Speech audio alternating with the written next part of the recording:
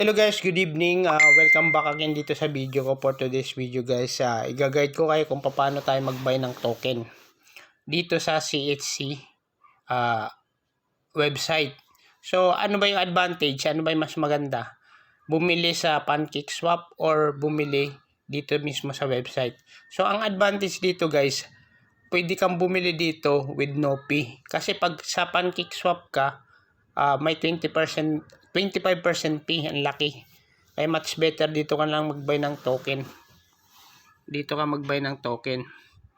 Okay, so ang kailangan mo dito guys, kailangan mo ng Trust Wallet. Then kailangan mo rin ng Binance.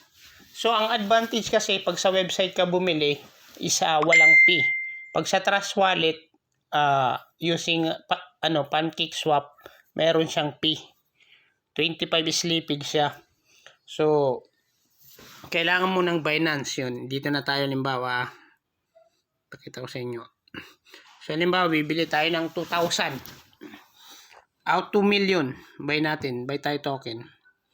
So, kailangan natin ngayon ng USDT. Huwag tong USD Itong USDT. Tapos, type mo lang dito 2 million. Halimbawa, 2 million. Bumili ka 2 million. So, yung 2 million is nasa equivalent 33.9940. So, yan yung price niya. Tapos, wala na kasi yung bonus. Yung babayaran mo, yan yung equivalent na babayaran mo. 33.99.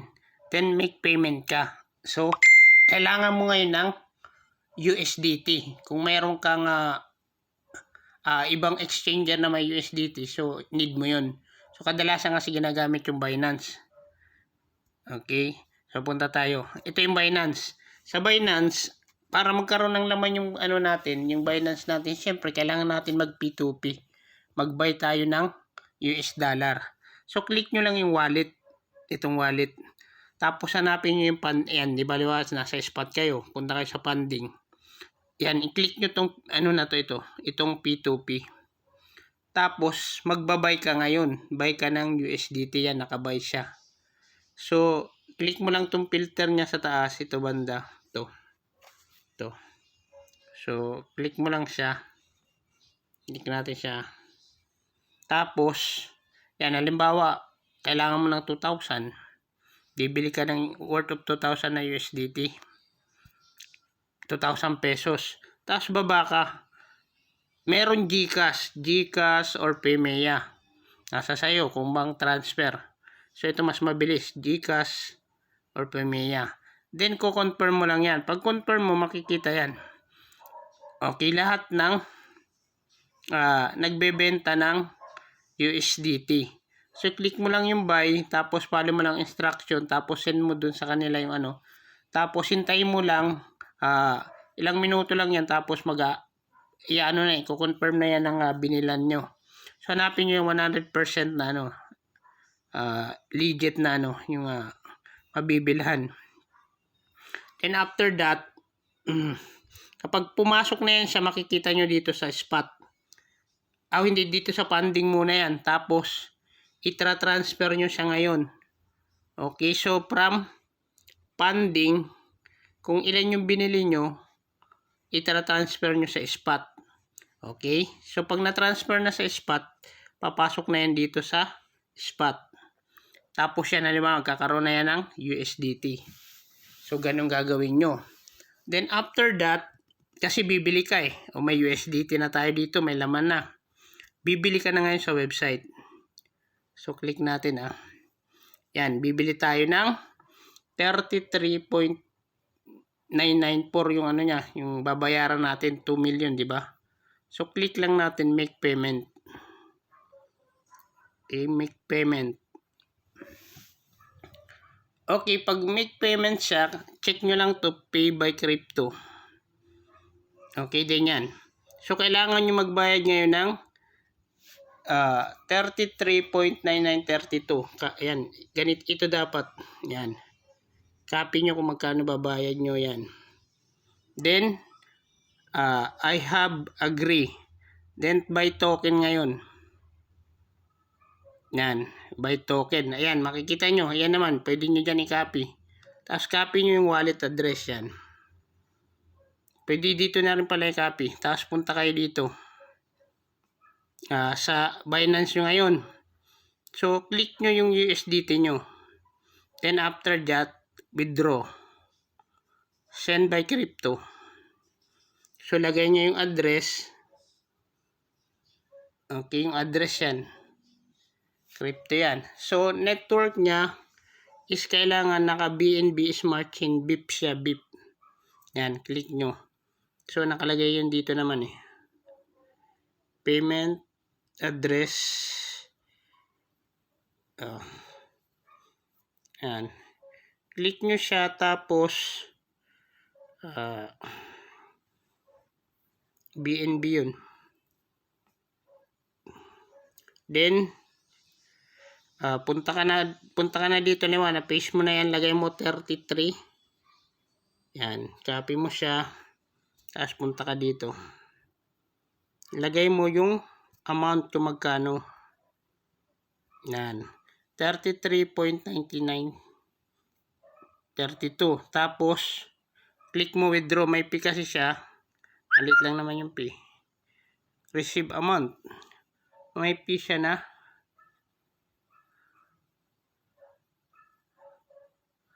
0.9. So, para sumakto siya, pasobrahan nyo na lang. Gawin nyo na lang, sabihin na natin, pasobrahan nyo na lang. 34 nyo na lang para sigurado. Kasi may fee siya, 0.9. 99 yun, di ba? 0.2 na lang, yan. 0.1. Sobrahan nyo na lang.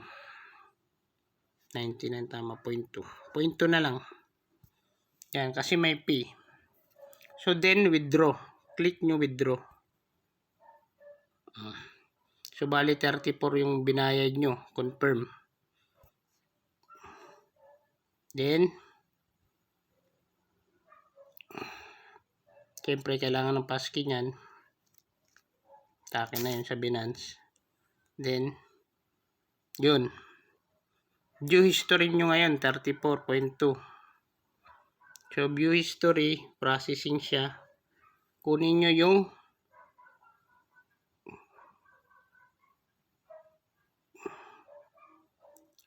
andali, wala pa, hindi pa pumapasok. Kukunin natin yung hash ID nyo. Yan. Yan yung text ID nyo. Copy nyo tong text ID na to.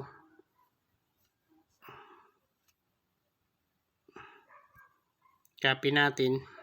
Click nyo yan, copy. Tapos yan yung i-paste nyo dito. So, i-paste nyo siya dito, yung transaction. And after that, confirm. Click nyo confirm.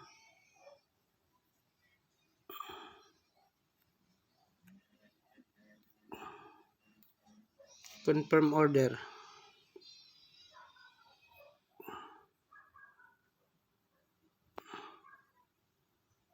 Yun. We are reviewing your payment. Okay, so click nyo lang ulit yun. Double click nyo lang. View nyo lang yung transaction. Makikita yan. Okay, review pa yun. Maya maya papasok yan. Then balik tayo. Yan. Kapag ka pwede nyo save yung address, screenshot nyo lang to para pag nagka-problem, meron kayong papakitang proof. Basta yung papasok yun, ilang minutes lang naman papasok yung pagtama. Then, balik ka na. Babawasan na yan. So, yun, 28 na lang yung USDT ko. Then, after that, hintayin nyo lang siya pumasok.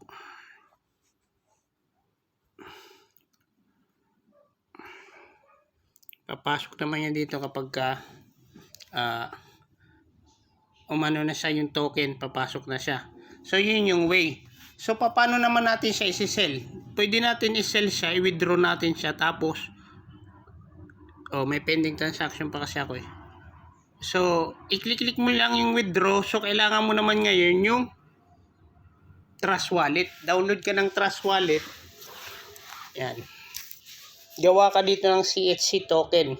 So sa next video ko, yung kung paano mag-claim ng ano ng pre-airdrop na CHC token. So kailangan mo dito rin ng ano ng mag-create ng wallet CHC token. Gagawin mo lang, click mo lang plus dito. Tapos yan, click mo yan sa taas. Tapos type mo lang yung ano niya, BNB Smart Chain. Tapos i-paste mo dito yung address ng ano ng CHC token. Automatic yan lalabas CHC token, symbol niya tapos decimal. Tapos create. Pag na-create mo na yon, makikita mo dito yung magkakaroon ka na ng CHC token wallet. So ang gagawin mo ngayon, yung CHC token mo doon, pwede mo click yung receive, tapos copy mo yung address. Tapos punta ka na dito, i-withdraw mo yung token mo dito. Pwede mo i-withdraw yung token papunta rin sa Trust Wallet. So from Trust Wallet, kapag nag-pump yung value ni CHC token guys, pwede nyo siya ibenta ka agad dito. Punta lang kayo dito sa browser. Yan. Click nyo yung browser. Ito yung community helper coin, yung ano, PooCoin, i-search nyo lang. Makikita nyo yung price dito ng ano, price ng ano, ng yung graph. At saka price ng ano, ng CHC. So yan. Ayan yung value niya, tumaas na. Mayroon ako 875 USD. Tumataas kasi siya ng tumataas. So pwede nyo siya i-sell. Diyan nyo mamomonitor. I-connect nyo lang yung wallet nyo plus yung balance dun. Dito kayo ngayon mag-swap sa PancakeSwap. Pwede kayo magbenta dito. Dito kasi guys, ang disadvantage kasi kung dito ka bumili, kailangan mo magbayad ng 25%. Halimbawa, BNB through BNB. Lipatin natin siya. BNB to CHC token, kailangan, bawa, may balance ka dito, BNB, max mo. Tapos bibili ka. Ang sleeping niya dito guys, 25. Hindi ka makakabili kung kumbaga yung fee niya is 25%. Ang taas ng fee. Diba? Masyadong mataas yung fee. Tapos swap. Okay, swap. Ganon din dito kapag ka nag-sell ka. Okay, CHC token yan. Pwede ko na i-sell yun sa akin anytime. Pwede na to. Max ko siya. Yan. So, kailangan 25. So, makaka-receive ako, mataas yung fee. So, kaya nga, ayan, 2.227. So, kumita na rin ako yan dyan. Malaki na rin kinita ko kasi magkano yan? Magkano yung ano ngayon, BNB? Magkano yung price? So, kumita na rin ako yan. Kung isi-sell ko lahat, pero hindi ko isi-sell siya. Pataasin ko pa siya. So, ganun lang. Anytime pwede nyo siya i-sell kung gusto nyo i-sell. Okay? Dito sa PancakeSwap, pwede kayo mag-buy doon kasi pagka sa website, walang fee. Tapos, dito nyo i-sell. Okay? So, pataas ng pataas yung value niya. Habang yung value niya tumataas, mas maganda. Kasi kapag, ang ano kasi nito, maganda yung project na to guys. Tiwala lang guys. Compare dun sa mga token na iba. Ito maganda kasi everyday tumataas siya. Galing kasi sa community, yung 5% pumapasok dito sa ano. So, kaya, pag nag-withdraw kasi sa community, kasi million ang invest nila dun eh. Kada withdraw nila dun, yung 5% na tax na pupunta sa CHC token. Kaya nga yung token, pataas ng pataas yung value ng token. So, kapag nakita nyo kumita na kayo, kahit mag 100 times na siya, o kahit 20 times, pwede nyo i-sell kalahati. Ganun. Dito kayo magsisell. So, ganun lang guys. So, ayun yung mga kailangan nyo. Hindi pa pumasok yung ano ko. So, wait lang natin yun. May pending transaction pa ako. Papasok yan mamaya. Post ko lang muna guys. Sandali, refresh ko na lang pala.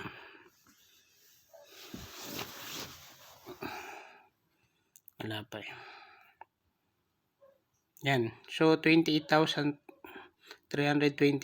Dito lang to sa website. Mas mataas na din sa 40,000 na yata yun. 40,000 plus dun sa isang website nila sa investment. I-log out nyo lang to guys kung gusto nyo makita yung roadmap nya. Makikita nyo yan sa main site. Kikita nyo dito. Ayan yung wallet address nya. Yan yung copy nyo, tapos Welcome to the Community Helper Coin. Yan. Created for your Andito yung success. CHC Token is a decentralized cryptocurrency designed for long-term investment and stability. Why to choose CHC Token? With a total supply of 1 trillion tokens, CHC Token has the potential for price appreciation over time. CHC Token is a versatile, secure, and decentralized digital asset with a total supply of 1 trillion tokens. Mamaya yung kung paano ng reward Welcome dito, to the Community Helper Coin. Reward. Created for your success.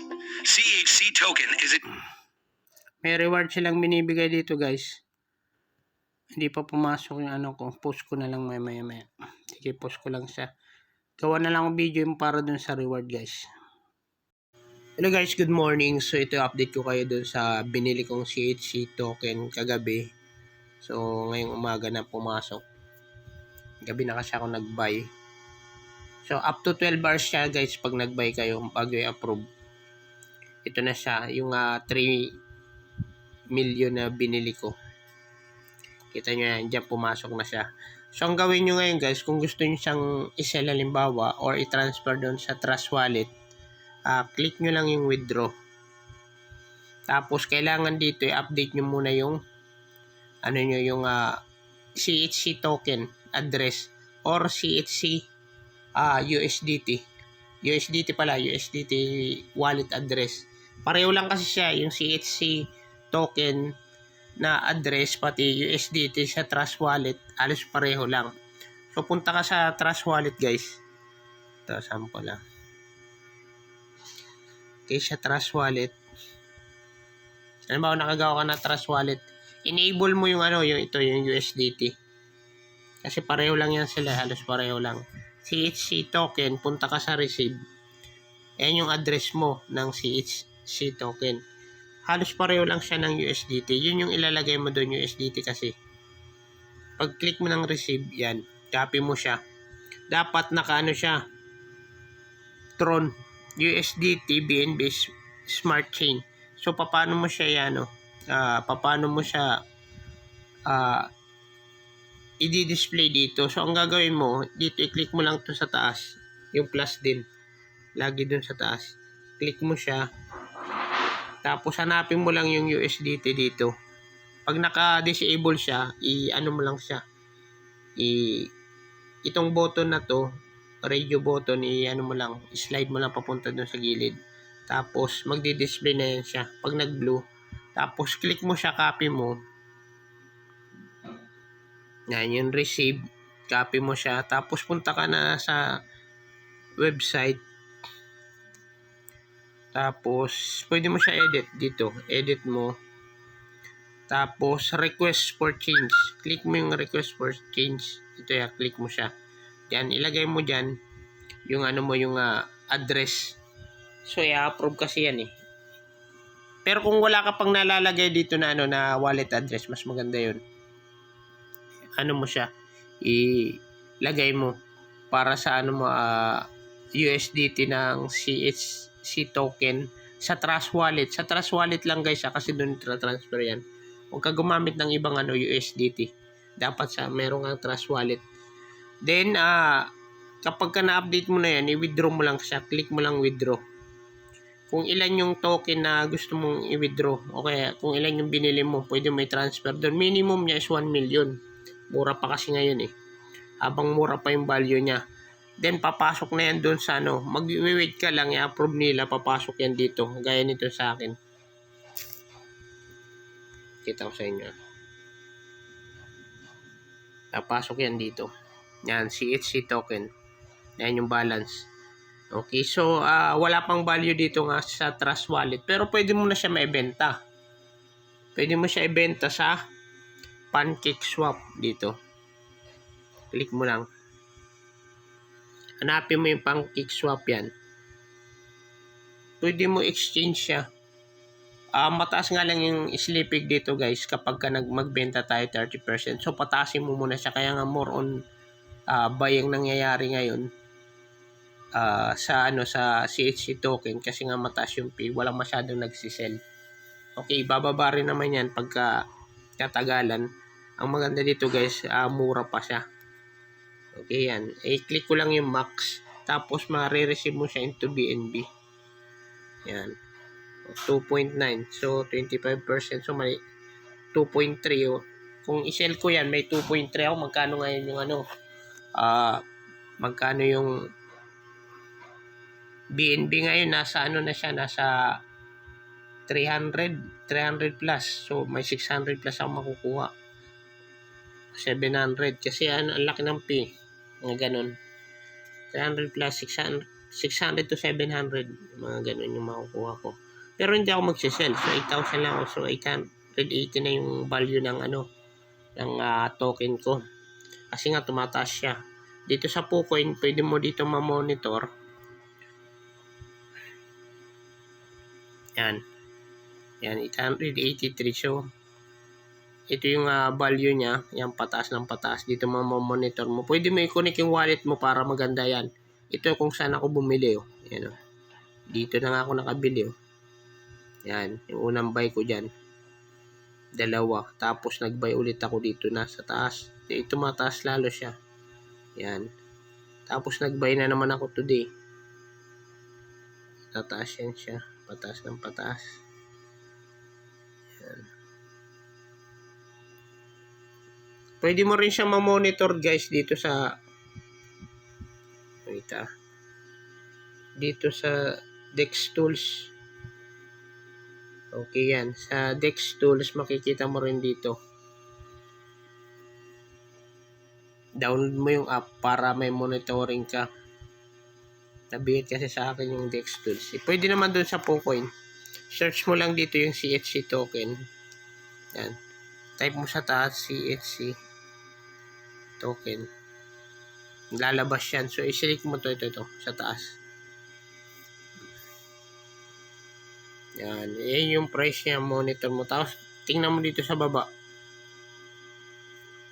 Nakikita mo rin dito sa baba yung buying. Yan. Yung selling, buying. Tingnan nyo nga yung mga nag-buy. Ito may 800. Kahapon, oh. 2 ngayon, oh. Laki-laki ng binili nila, oh. Diba? Kahapon, lalaki. Tingnan nyo yung selling. Ang lilit lang ng selling. Lugi sila nito sa P. Dapat hindi mo na sila nag-sell kasi tataas ng tataas pa to. Nagsisimula pa lang siya. Dito makikita nyo rin yung information ng ano, ng wala. Yung information, makikita nyo rin doon lahat ng information regarding dito sa CHC token. So, sa main site, makikita nyo naman dito lahat ng ano niya, yung roadmap niya, yung pagkasunod-sunod, kung ano yung mga plano nila regarding Welcome dito. to the Community Helper Coin. Sa Created for your success. Dito CHC token is a decentralized doon sa cryptocurrency designed for long... Dex Tools, makikita nyo rin doon yung ano niya, yung all information kung gaano karaming token yung supply niya, yung mga holder, andun lahat. Okay, same sa PooCoin. So, yun lang guys. Thanks for watching. So, if you are interested to buy, bili ka na habang maaga pa. Kung gusto mo mag-claim lang ng ng airdrops, claim mo lang siya. Okay, so doon sa mga gustong mag-rest, mind your own rest lang talaga. Sa shitcoin, kailangan huwag masyadong greedy. Pag kumita ka na ng malaki, diba, kita mo nag times 20 na, times 100, magbawas ka na, bawiin mo yung capital mo, tapos tira mo lang yung tira mo lang yung kinita mo. So, patasin mo ng patasin kasi pwede pa siya tumaas. Ito, maganda naman yung project na to. Compare dun sa mga shitcoin. So, wala pa to sa CMC, pero grabe yung mga dito, yung buyer ng token. Kasi yung ganito yan guys, yung token dito guys, meron silang yung community token na to, meron siyang website. Doon sa website, meron silang parang community. May mga nag-invest ng 100,000 to million. Then, every time na mag-withdraw sila, yung 5% fee, napupunta ka sa CHC token. Kaya nga yung price niya, pataas lang ng pataas. Okay, aside dun sa mga buyer lang.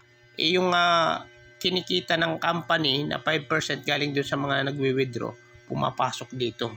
So, mami-maintain niya ngayon yung price. 'Di ba? Tataas talaga ng tataas yung price niya. Hanggang ma-hit nila yung pinaka-peak niya. Then, kung pagdating ng na mataas na yung price, siyempre mag-sell ka na para kumita. Okay, ganun naman sa sa isang token. Pag maganda yung project, dahan-dahan yung pagtaas niyan. Pagka nakita niyo yung isang shitcoin na ngayon, bababa, tapos tataas ng malaki, tapos biglang bababa ulit, delikado yung mga ganun pag pinasok nyo. Mararagpul kayo nun. Dito, medyo safe ka dito kasi dahan-dahan lang yung pagtaas niya. Hindi nga kumabot sa yung 5% nila na pag nag-buy ka. Ito may staking reward sunod silang gagawin, tapos crown sell. Yun sa airdrop, 5% tapos 10% reserve. Malayo-layo pa to guys. Okay, thanks for watching guys. That's all, nasa baba lang yung link.